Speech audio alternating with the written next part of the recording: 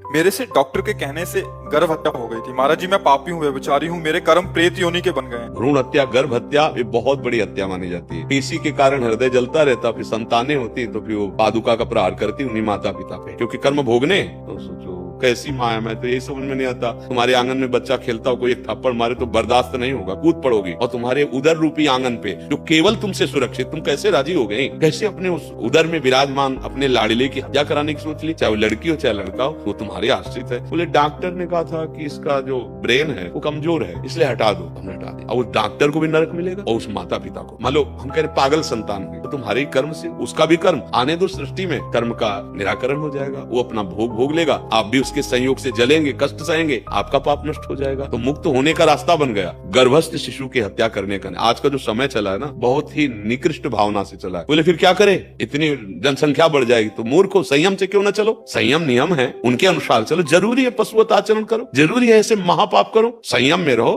ब्रह्मचर्य धारण करो। बड़ी बुद्धि खराब, इसीलिए हम कहते हैं भगवान की प्राप्ति के लिए या मोक्ष प्राप्ति के लिए ना सही, कम से कम सही जीवन जीने के लिए तो सत्संग सुन लो।